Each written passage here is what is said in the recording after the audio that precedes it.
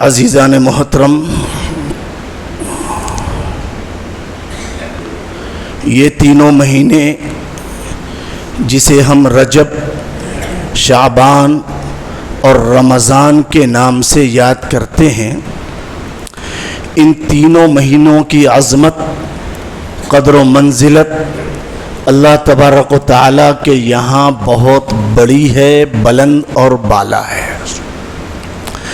اسی لیے نبی پاک صلی اللہ علیہ وسلم کے ایک جلیل القدر صحابی حضرت ابو ہریرہ رضی اللہ تعالی عنہ فرماتے ہیں کہ رجب یہ اللہ کا مہینہ ہے، اور شعبان یہ نبی پاک صلی اللہ علیہ وسلم کا مہینہ ہے، اور رمضان یہ اللہ کے نبی صلی اللہ علیہ وسلم کی امت کا مہینہ ہے۔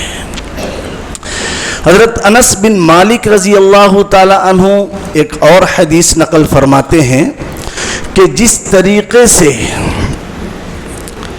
کتابوں کے اندر قرآن پاک کو جو عظمت، جو تقدس، جو بڑائی، جو پاکیزگی حاصل ہے، ایسے ہی تمام مہینوں کے اندر رجب المرجب کو ایسی ہی عظمت اور قدر و منزلت حاصل ہے۔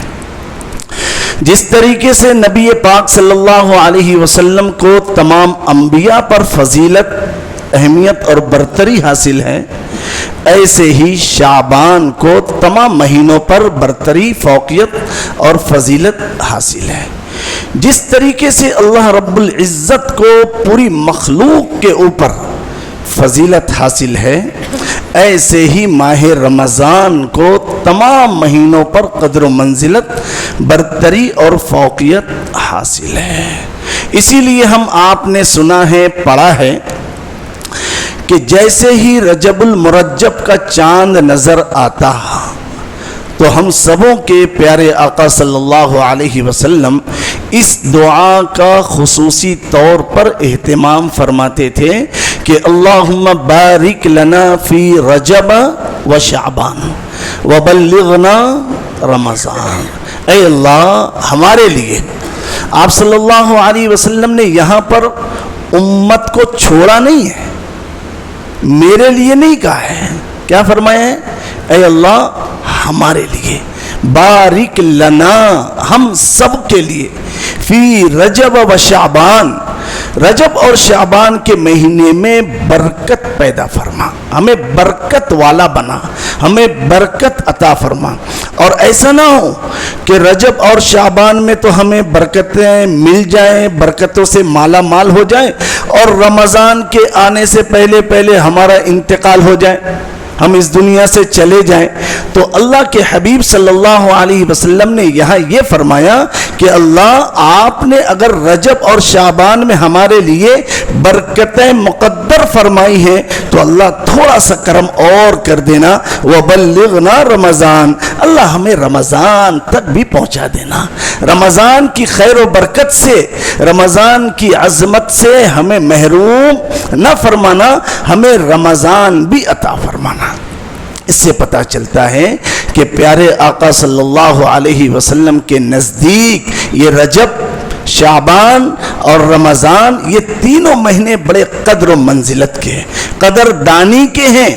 اس کو بہت اچھی طریقے سے گزارنا ہے، جیسا کہ حدیث پاک میں آتا ہے، حضرت اسامہ بن زید رضی اللہ تعالی عنہ نے ڈائریکٹ نبی پاک صلی اللہ علیہ وسلم سے پوچھا، سوال کیا کہ یا نبی اللہ، رمضان کے علاوہ کسی اور مہینے میں نے آپ کو کثرت سے روزہ رکھتے ہوئے نہیں دیکھا سوائے شعبان کے، کیا وجہ ہے، کیا بات ہے؟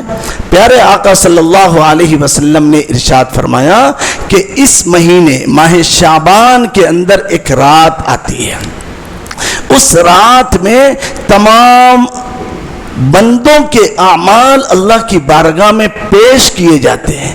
میں یہ چاہتا ہوں کہ جب میرے اعمال بھی اللہ کی بارگاہ میں جائیں تو اس وقت میں روزے سے رہوں. اس لیے پورے شعبان کے مہینے میں بڑی کثرت سے روزہ رکھتا ہوں.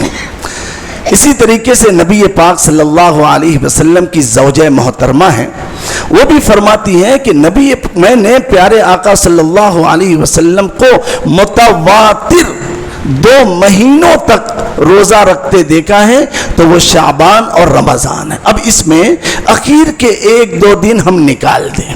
یہ ہو نہیں سکتا کہ پیارے آقا صلی اللہ علیہ وسلم نے پورا کا پورا شعبان بھی روزہ رکھا ہو اور رمضان بھی رکھا.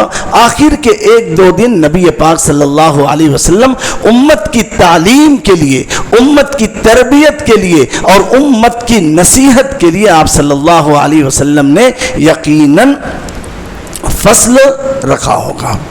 اس ماہ شعبان کے اندر ایک رات آتی ہے جسے ہم شب برات کہتے ہیں. شب کے معنی آتے ہیں رات اور برات کے معنی آتے ہیں نجات, یعنی نجات کی رات ہے نا.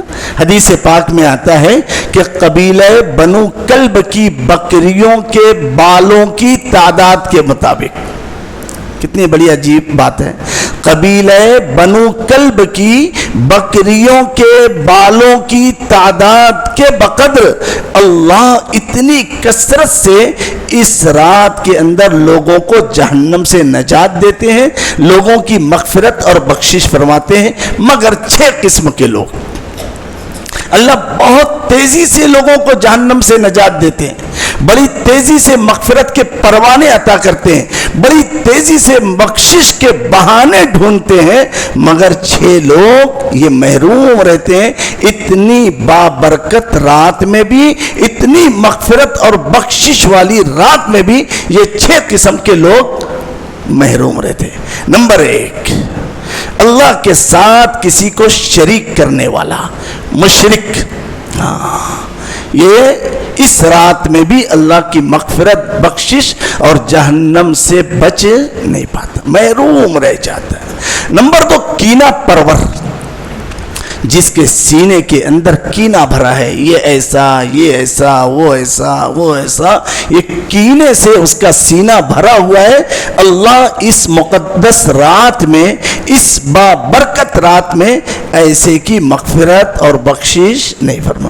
نمبر 3, قطع رحمی کرنے والا, چھوٹی چھوٹی باتوں پر تعلق توڑ دینے والا, چھوٹی چھوٹی باتوں پر تعلق توڑ دینے والا, قطع تعلق کرنے والا, اس رات میں اس کی بھی مغفرت بخشش نہیں ہوتی. نمبر 4, اپنے والدین کا نافرمان. آج اس ماحول اور زمانے میں ہم اسے بڑی معمولی بات سمجھتے ہیں. ماں باپ کا دل دکھانا, ماں باپ سے روٹھنا اینٹھنا, ماں باپ کے سامنے اکڑنا, تیز آواز سے بات کرنا اللہ کو پسند نہیں ہے. قرآن پاک کے اندر ہے وَلَا تَقُلْ لَهُمَا اُفْ, آپ اپنے ماں باپ کو اف بھی نہیں کہہ سکتے. چاہے جائے کہ ان سے قطع تعلق کرنا, ان کی نافرمانی کرنا, ان کو ستانا, ان کو پریشان کرنا, ان کی بے عزتی کرنا, ان کی نافرمانی کرنا, یہ تو بہت دور کی بات. اس کے لیے اپنے والدین کی نافرمانی کرنے والا یہ اس رات میں محروم ہوتا ہے, مغفرت اور بخشش نہیں ہوتی. اسی طریقے سے ایک اور چیز ہے کہ جس نے اپنی ازار, پینٹ, لنگی, پیجامہ اس ٹخنے سے نیچے لٹکاتا ہے, اللہ رب العزت اس کی بھی اس رات میں مغفرت اور بخشش نہیں فرماتے. اس لیے میرے پیاروں, میرے عزیزوں, میرے دوستوں, میرے بزرگوں, یہ جو 4, 5 اور 6 چیزیں جو بتائی گئی ہیں, اس میں اگر ہمارا کسی بھی درجے میں شمار ہے تو آج اسی وقت عزم بالجزم کریں, पूरी तैयारी करें कि इन 6 लोगों में से आइंदा मेरा नाम कट जाएगा, मैं इन 6 लोगों में से कभी भी शुमार नहीं होगा। इस मुकद्दस बाबरकत रहमत मगफिरत और बख्शिश वाली रात में मुझे अपनी नजात करवाना है, मुझे अपनी मगफिरत और बख्शिश करवाना है। इसके लिए अगर किसी से बात बंद है, किसी से कता ताल्लुक है, किसी का दिल दुखाया है, जाने अनजाने में कुफरिया शिरकिया आमाल अकायद करते हैं और माँ बाप की नाफरमानी हुई है या किसी के मुतालिक सीने में कीना भरा हुआ है, आज ही इसको मुकम्मल साफ कर लें। नबी पाक सल्लल्लाहु अलैहि वसल्लम ने इस रजब शाबान रमज़ान के मुतालिक बहुत सारी हदीसें बयान फरमाई हैं। अल्लाह के नबी सल्लल्लाहु अलैहि वसल्लम की एक हदीस है कि शाबानु शहरी, शाबान मेरा महीना है, व शहरुल्लाहि रमज़ान, और रमज़ान ये अल्लाह का महीना है ना। जब अल्लाह के नबी सल्लल्लाहु अलैहि वसल्लम ने एकदम साफ बता दिया कि ये शाबान मेरा महीना है, मतलब ये है कि इस महीने की कदरदानी भी होनी चाहिए, इस महीने की अजमत ताजीम तौकीर भी होनी चाहिए। इसलिए कि दूसरी हदीस में अल्लाह के नबी सल्लल्लाहु अलैहि वसल्लम ने ये भी इरशाद फरमाया कि जिसने शाबान महीने की अजमत की, इज्जत की, उसने गोया मेरी ताजीम मेरी तौकीर की है। इसकी अजमत, इसकी ताजीम, इसकी तौकीर ये है कि इस महीने को हम नेकियों से गुजारे हैं, है ना। जैसा कि हजरत ज़ुन्नून मिस्री रहमतुल्लाह अलैह बड़े पाए दर्जे के बुजुर्ग गुजरे हैं, वली कामिल थे।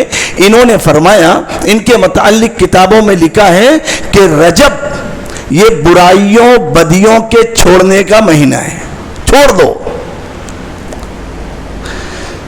और शाबान ये नेक आमाल करने का महीना है, और रमज़ान अल्लाह से इस किए हुए नेक आमाल के बदला अज्र और सवाब लेने का महीना है। यही हजरत ज़ुन्नून मिस्री रहमतुल्लाह अलैह दूसरी जगह फरमाते हैं कि रजब ये नेकियों के बीज बोने का महीना है, और शाबान इस बोए हुए बीज में पानी, नेकियों का पानी डालने का महीना है, और रमज़ान जब ये बीज बोया, पानी डाला, फसल तैयार हो गई, तो रमज़ान में इस लहलहाती फसल को काटने का महीना है। कितनी प्यारी बात है। इसके लिए हमने अगर रजब की कमा हक तो कदरदानी नहीं की, अभी हमारे पास शाबान बाकी है, आज 5 तारीख है, तकरीबन 24-25 दिन हमारे पास हैं। प्यारे आका सल्लल्लाहु अलैहि वसल्लम तो शाबान का पूरा महीना अक्सर और बेशतर दिन रोजा रख कर गुजारा करते थे। हमारा आपका क्या मामूल है? हमने अपने आप को कितना नेकियों के लिए आमादा और तैयार किया है? हमने माह रमज़ान के इस्तिकबाल के लिए क्या तैयारी की है? क्या ईद के कपड़े बनाना, रमज़ान के अंदर तुर्री सहरी के लिए और इफ्तारी के लिए समोसा है, भजिया है, ये है, वो है, इसको रमज़ान की तैयारी बोलते हैं? नहीं, रमज़ान की तैयारी उसको बोलते हैं हम आप जिनकी तकलीद करते हैं। इमाम आज़म अबू हनीफा रहमतुल्लाह अलैह, इनके मुताल्लिक किताबों में लिखा है कि रमज़ान के अंदर आप 63 मरतबा कुरान पाक ख़त्म किया करते थे। कितनी मरतबा? 63, 60 और 3, एक दिन का एक रात का, 30 दिन इधर और 30 रात, कितने हो गए? 60, और 3 कुरान पाक तरावी में, 10 दिन की तरावी में 1, 20 दिन में 2, 30 दिन में 3, इस तरीके से 63 मरतबा कुरान पाक कौन खत्म किया करता था? हमारे इमाम आज़म अबू हनीफा रहमतुल्लाह अलैह, जिनको हम अपना इमाम, पेशवा, मुक्तदा मानते हैं, उनकी तकलीद में हमारे तमाम आमाल होते हैं, लेकिन कुरान पाक की तिलावत के एतबार से हमारी तकलीद नहीं है। ہم تقلید نہیں کرتے. امام شافعی رحمۃ اللہ علیہ کے متعلق کتابوں میں لکھا ہے کہ 61 مرتبہ قرآن پاک ماہ رمضان میں ختم کیا کرتے. ہم آپ کیا تیاری ہے؟ ہم نے آپ نے شعبان کے اندر کیا تیاری کی ہے اور رمضان کا کیا ہمارے پاس استقبال کے لیے منصوبہ بندی ہے؟ کچھ نہیں ہے سوائے وقت گزاری کے اور ایران توران کی ہانکنے کے. ہمارے پاس اور کوئی منصوبہ نہیں ہے. اس لیے میرے پیاروں، ابن فضل تابعی رحمت اللہ علیہ، ان کی اس بات، ان کے اس عمل سے ہمیں عبرت اور نصیحت پکڑنی چاہیے.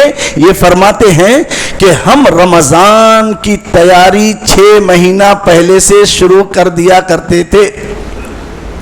ابھی رمضان کو آنے کو 6 مہینہ ہے، لیکن اللہ رب العزت سے رمضان مانگنا ہم 6 مہینہ پہلے سے شروع کر دے.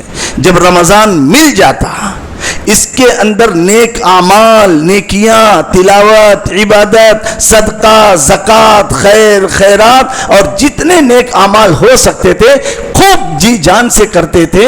جب رمضان گزر جاتا تو بقیہ جو 6 مہینے ہیں ہم اللہ سے دعا مانگتے تھے کہ پروردگار، ہم نے یہ رمضان آپ سے مانگا تھا، آپ نے عطا بھی کر دیا، رمضان کو ہم نے عبادتوں سے سجا بھی دیا. اللہ اگر یہ عبادتیں قبول نہیں ہوئی تو ہم تو بڑے محروم ہیں. تو اس لیے بقیہ 6 مہینے ہم دعا کیا کرتے تھے اللہ سے کہ اللہ ان کی ہوئی عبادتوں کو آپ شرف قبولیت بخش دیجیے. اس کو کہتے ہیں عظمت، اس کو کہتے ہیں قدردانی، اس کو کہتے ہیں استقبال اور اہتمام. ہمارے آپ کے پاس کوئی منصوبہ بندی نہیں ہوتی ہے، کوئی اہتمام نہیں ہوتا ہے، کوئی اس کی قدر و منزلت نہیں ہوتی ہے. اسی لیے ہماری زندگی کے اندر 20 رمضان، 50 رمضان اور 60-70 رمضان آئے، لیکن ہماری زندگی کے اندر کوئی انقلاب نہیں آتا، ہمارے اعمال کے اندر کوئی چینجنگ نہیں آتی. تعلق مع اللہ آج تک ہمیں نصیب نہیں ہوا ہے. اللہ کے سامنے رونے، بلبلانے، گڑ گڑانے، آہیں بھرنے، اللہ کے سامنے اپنے گناہوں کو یاد کر کے ہچکیاں مار مار کر رونے کا آج تک میرا اپنا مزاج نہیں بنا ہے. اسی لیے تو اللہ رب العزت جو ہے ارشاد فرماتے ہیں کہ اے ابن آدم، اللہ ہم سے شکایت کر رہے ہیں پوری دنیا کے انسانوں سے کہ اے ابن آدم، تو نے میرے ساتھ بڑی ناانصافی کی ہے کہ تیرے رہنے کی جو جگہ ہے جنت، اس سے تو اس جنت کو تو میں نے شیطان سے خالی کرا دیا، لیکن میرے رہنے کی جو جگہ ہے تیرا دل، وہ میرا گھر ہے، اس گھر کو، اس دل کو شیطان سے آج تک تو نے پاک اور صاف اور خالی نہیں کیا. اللہ شکایت کرتے. حضرت داؤد علیہ نبی جنا و علیہ السلام کو اللہ رب العزت نے ارشاد فرمایا کہ او داؤد، جا کر میرے ان بندوں سے کہہ دو کہ جو میرے محبوب ہونے کا دعویٰ کرتے ہیں، میرے بندے ہونے کا دعویٰ کرتے ہیں، رات آتی ہے میں منتظر ہوتا ہوں کہ میرے بندے جو میرے خدا ہونے کا دعویٰ کرتے ہیں، بندے ہونے کا دعویٰ کرتے ہیں، وہ آئیں گے، نمازیں پڑھیں گے، میرے سامنے جبین نیاز خم کریں گے، پیشانی کو ٹیکیں گے، میرے سامنے ہاتھ اٹھائیں گے، میرے سامنے گڑ گڑائیں گے، بلبلائیں گے، روئیں گے، مجھ سے طلب کریں گے، مجھ سے مانگیں گے، میرے ساتھ راز و نیاز کی باتیں کریں گے. لیکن اے داؤد، پوری رات میں انتظار کرتا ہوں، کوئی بندہ میرے پاس آتا نہیں، کوئی مجھ سے سوالی بن کر اپنا سوال پیش نہیں کرتا. اے داؤد، جا کر ان کو کہہ دو تم محبت کا دعویٰ تو کرتے ہو، اپنے آپ کو بندہ ہونے کا دعویٰ تو کرتے ہو، ایسی کیسی محبت کہ ایک طرف تو محبت کرنے والا منتظر ہے اور دوسری طرف یہ چادر تان کر سویا ہے. کہہ دو کہ تم اپنے دعوے میں چھوٹے ہو. امام راضی رحمت اللہ علیہ فرماتے ہیں کہ اے اللہ، دن اچھا نہیں لگتا تیری یاد اور تیری عبادت کے بغیر، اور رات اچھی نہیں لگتی परवरदिगार आलम तेरे साथ राजो नियाज की बातें किए बगैर। इसलिए मेरे प्यारों, मेरे अजीज़ों, बुजुर्गों, दोस्तों, हम अपने वक्त की कदर करें। इस कब्रिस्तान में सैकड़ों नहीं हजारों लोग सोए हैं, बेगौर कफन पड़े हैं, आज उनका कोई पुरसान हाल नहीं है। वो एक सुभान अल्लाह अल्हम्दुलिल्लाह कहने के मोहताज हैं। आज हमारे पास ताकत है, कुदरत है, सकत है, वक्त है, सलाहियत है। हम अपने इन औकात का सही इस्तेमाल कर लें, अपने उस खालिक और मालिक को जो नाराज हो चुका है। फलस्तीन के हालात हमारे सामने हैं, बर्मा के हालात हमारे सामने हैं, मुल्क हिंदुस्तान किस रविश और किस डगर पर चल रहा है वो हमसे ढका छुपा नहीं है। अपने उस माबूद को जो नाराज है उसे राजी कर लो। कसम खुदाए पाक की, पूरी दुनिया हमारी कदमों में अल्लाह डाल देंगे। हम इस दुनिया के अंदर मगलूब होने के लिए नहीं, गालिब होने के लिए आए हैं, मफ्तू होने के लिए नहीं, फातेह बनकर चमकने के लिए आए हैं। हम पर हुकूमत हम पर कोई हुकूमत करे इसके लिए नहीं, हम लोगों पर हुकूमत करने के लिए, लोगों पर छा जाने के लिए आए हैं। शर्त इस बात की है और देर इस बात की है कि हमने अपने आप को अल्लाह वाला नहीं बनाया। इसलिए इन अय्याम की कदर करें, अपने अल्लाह को राजी करें, नेक आमाल से अपने आप को जोड़ें और बुराइयों से, बेबदियों से और हर तरह की अल्लाह की नाराजगी वाले आमाल से अपने आप को बचाएं। व आखिरु दावाना अल्हम्दुलिल्लाहि रब्बिल आलमीन।